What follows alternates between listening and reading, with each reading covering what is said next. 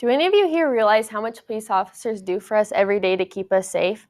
Well, I'm here to tell you why there should be no consideration of defunding the police.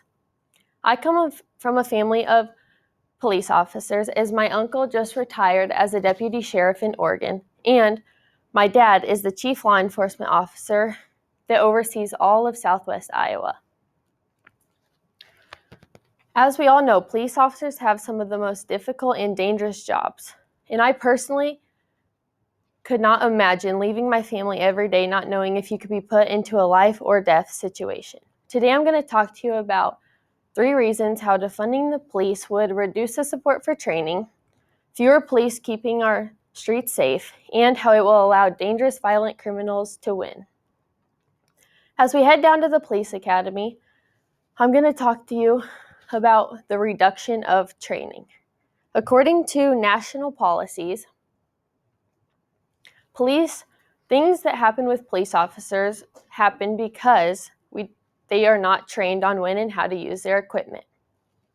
But you may not know it, this will take away money from training police officers. The most legitimate argument is that police don't know when to use their equipment. But defunding the police will only make these resources harder to get. The most difficult scenarios to be dispatched to are people with mental health and disabilities. So trained law enforcement officers need to be the first responders. As we head down to have any of you ever had to wait 2 hours for an officer's help? Well, that's what defunding the police will do.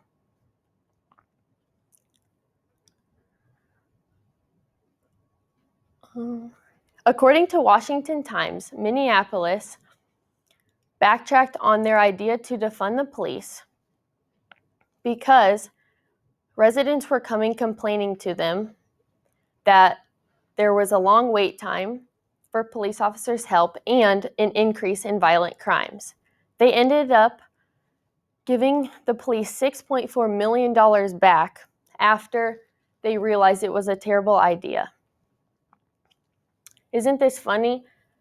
Less than a year ago, they defunded our police officers in Minneapolis, but then they shortly after realized what a huge mistake it was. And it's sad that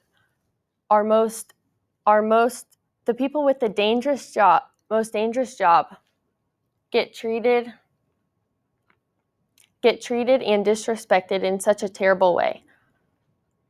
As we head down to the jail, I'm going to talk to you about how this will allow dangerous, violent criminals to win. According to Seattle Times, police officers keep us safe from drugs, gangs, domestic abuse, and other things that affect the American way of life.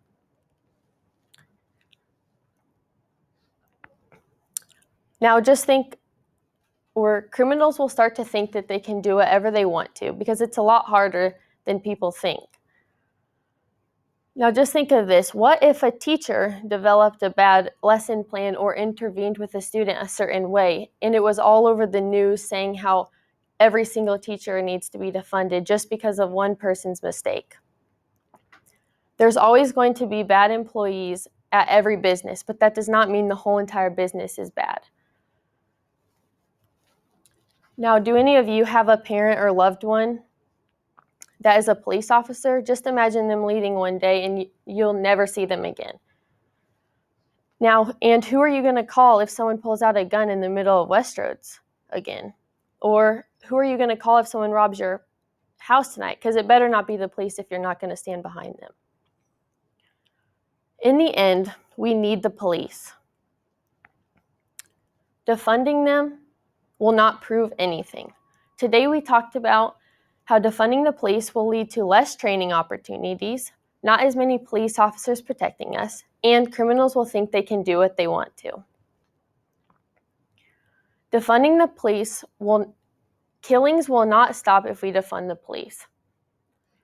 Racism will not stop if we defund the police. So what is the point?